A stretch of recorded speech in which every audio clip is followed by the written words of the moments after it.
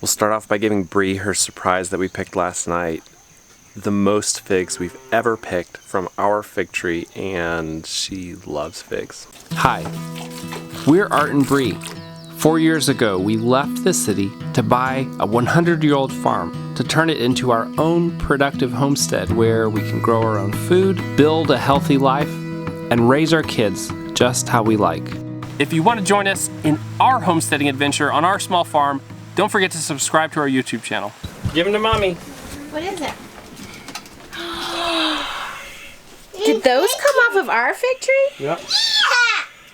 Hold on, I get my overalls on. Thank you. Wow. Yeah. So good. Do you like them, Mommy? Eat the whole thing. See this? Eat it. Is it yummy? Does anybody else want one? Because I'm going to eat them all if you don't. I really will eat them all. Do you want one? Please don't do that. No thanks. You're not Save me one. Honey, I'm not going to be able to save you one. You got to eat it now if you want it. These came off of our fig tree? Yeah. This is the best you've ever had. The best I've ever had. Is that good? Justice and Brighton mostly picked them. Did you pick those for me? Did you know that I loved figs? No. You didn't know that? I talk about it all the time. I told you. Oh, you smell good. You got a whiff of that? Can you smell that? There's a visitor in the barn and he sure smells good. This morning, this was a surprise. It shouldn't have been a surprise. I didn't know anything about this. I did, but I forgot. And Bree forgot that it was happening this morning. You ready to see what it is? It's that time of year. Here you go, buddy. Look who's back. Braveheart's back.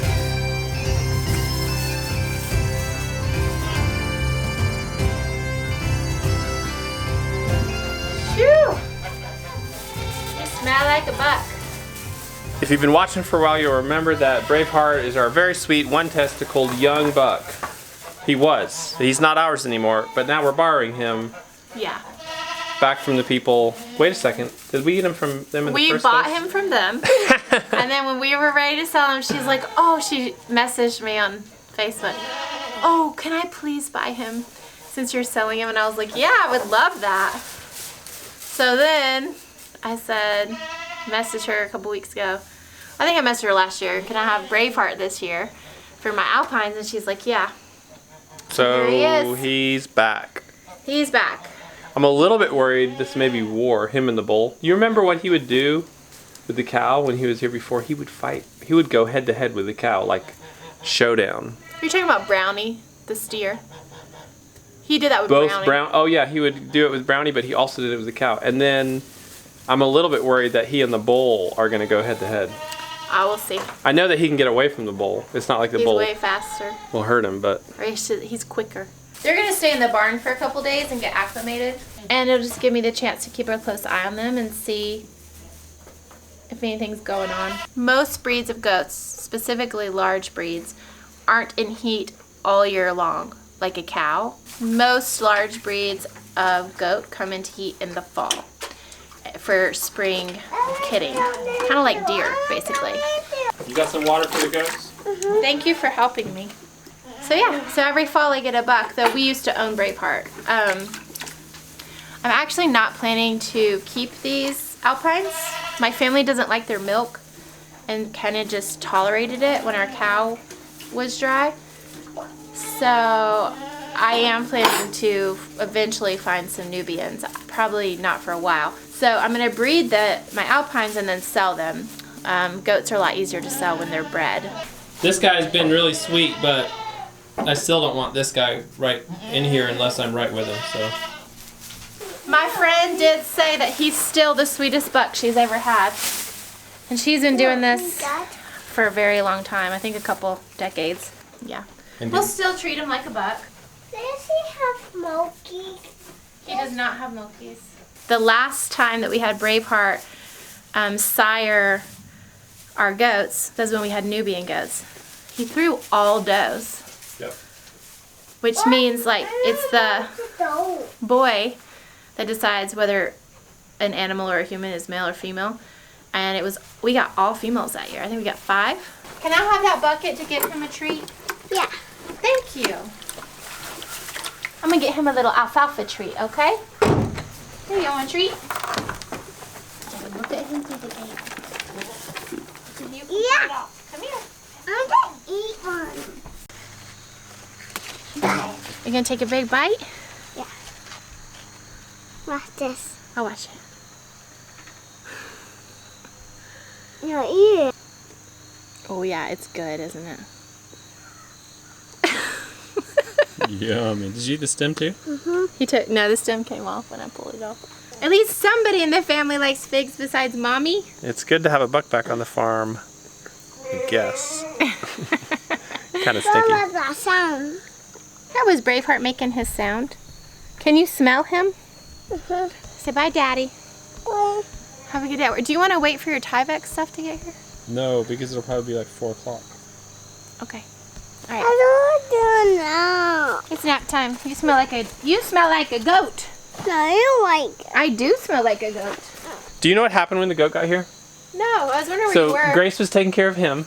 Yeah, and I was getting the goat all set And up. no, like right when the goat got here, when it got out of the car.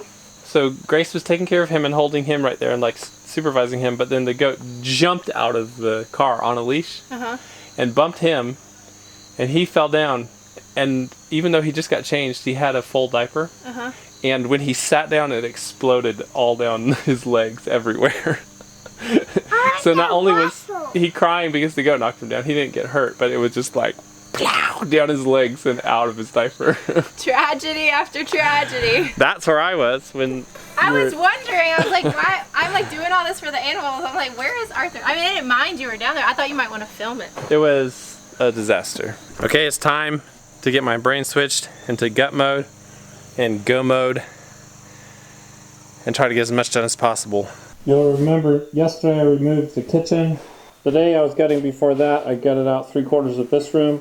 Now I'm going to connect and try to gut this wall first. Then I'll start working my way through the kitchen on the walls.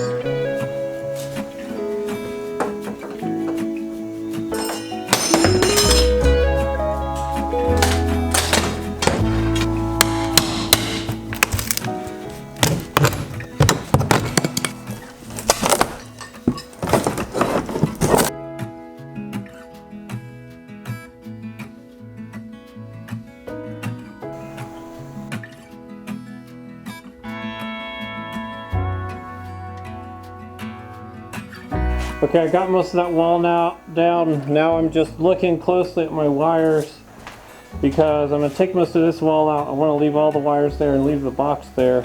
And I'm looking at my wires on this side so I can cut out just a spot to leave that panel basically so I don't have to touch it.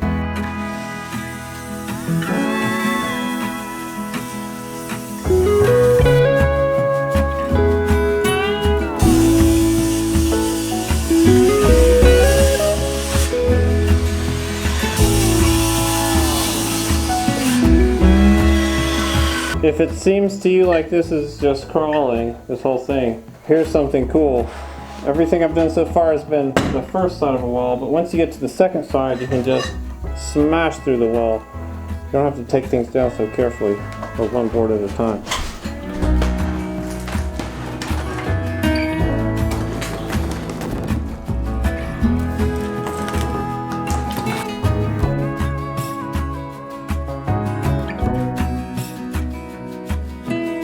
And it can go a little bit faster. Ooh, I'm starved to death. I'm gonna have to take a break.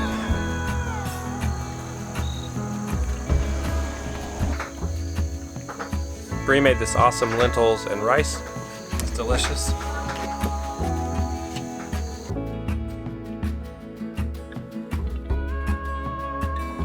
Okay, we're rolling right along. Next I need to do the ceiling, and the reason for that is the ceiling. I want to do the walls next, but the ceiling actually was put in after these wall panels. So I won't be able to tear the wall panels out till this drop ceiling is down. I'm not doing the real ceiling of the old framing. That's up here. I'm just doing this drop ceiling for starters. I told you about 2 weeks ago that I'm meeting with a guy who is advising me on house planning and decision making and just helped me stay organized. One thing we talked about this last time we met was the importance of actually seeing the framing as I move forward on getting blueprints, because I don't even know what's in these walls. I'm discovering right now what the framing looks like. I mean, I have big questions in my mind, like, what do I do with the roof? It's underframed currently. The roof itself is solid, but it actually needs underlayment under it. So if I'm going to take the metal roof off and put underlayment down, put it back down, maybe I should just take the whole thing off and reframe it. So he's helping me kind of focus in on simultaneously moving forward on this gut and other planning things. The other morning I actually met with this guy under a bridge after going out and picking up a small bulk food order. I'll cut to that real quick and then I'll come back. I'm down here picking up our Azure standard order pinto beans, garbanzo beans. I'm not sure what all of that is, and then a bunch of sour cream as well.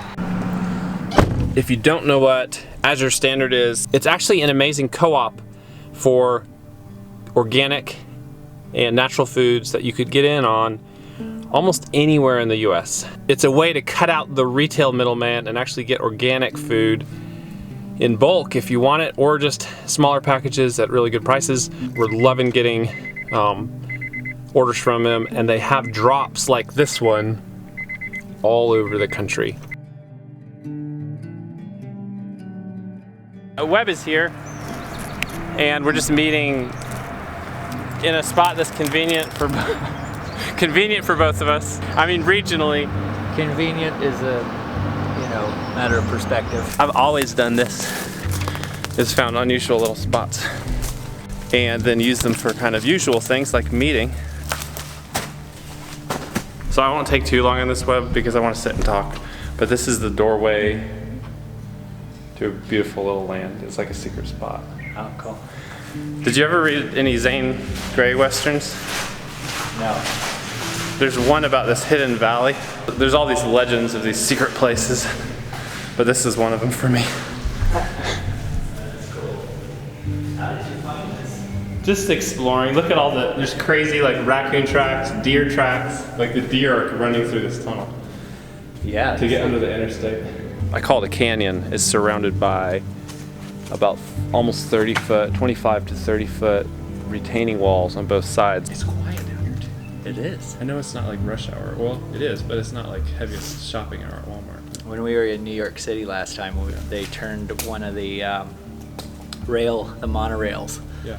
That like goes up above the city into a long walking park. Pictures of it, yeah. This kind of reminds me of that potential. It's like 30 or 40 feet above the street, so it's just Yeah. this big garden. Yeah, it's wonderful. This is what's holding me back on moving forward with the architect, is that there's some big things that I could call and talk to him all day about, but he can't decide for me. Right. So I just need to like make calls, even if they're the wrong calls, just make them, Yeah. so we can move forward with that. I.e., do we tear the roof off and just reframe it? Because it's like, I think that's the decision I just have to make. We're on track towards kind of what I came away with last week, was just getting Brianna out of the camper.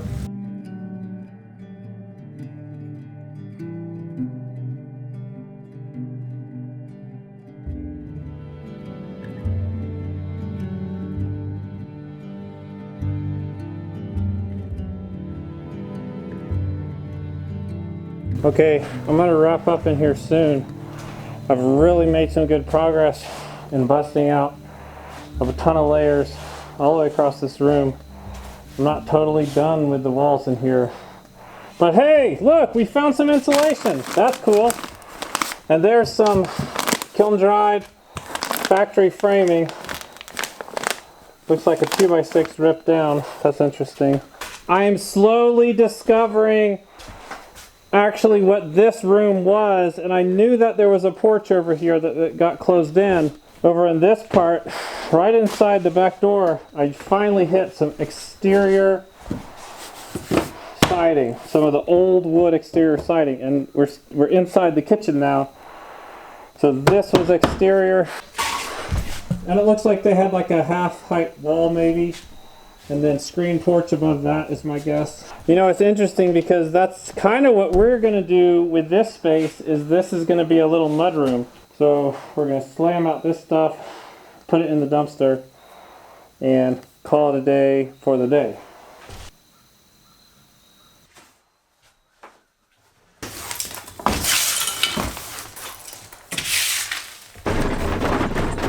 Bree's going to come see progress in the house. We were supposed to go on a date tonight, actually. I'm so bummed. And there's a birthday party. There's a dance. We have a sick kid who's pretty sick, actually. And so we just don't want to both be gone. I've not been so bummed in a while. I'm sad about it, too. I want it to be busting full when we call them. And it's not yet. Whoa. Whoa. How do you breathe in that thing? I don't know. Man, I want to keep that beadboard. This is crazy to see what's in here, huh? I probably shouldn't touch it. It's all painted. I follow all these like renovation Instagram accounts. Mm-hmm. And they would die at all of this beadboard. Die. I mean, I've done this before. It's just a pain in the butt. If we could save the beadboard. No, we're not saving the beadboard. We're going to save some beadboard. Right? The whole house has beadboard in it. All of this, the other side is. Every single wall in the house. That's what was on all the walls in the house. What was that carpet like when you pulled it out? It wasn't as bad as the walls, actually, interestingly. It had a little mold under it, but... I'm shocked that the carpet wasn't awful. Where was the mold on the carpet? Back there? All around the edge. Wow. Wow. Wow. This is crazy. Is this what you've been working on today? Yeah, pulling the ceiling down. And one reason why old houses are prone to mold, other than moisture, is the layers.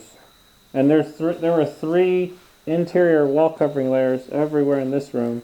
And there's multiple air pockets, multiple layers, and a lot of places for moisture to get trapped in and for mold to grow in secret. These drop ceilings were terrible. And just imagine what we were breathing other than mold. Like, I found dead animals up there, dead rat, old. And you're like, all that dust just slowly filtering through.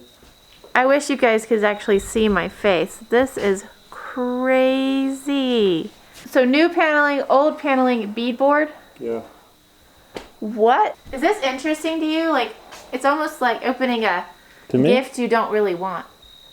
Yeah. Like every time you pull something down, you're like, what am I gonna find? I love it. I love it. I got a huge kick out of it.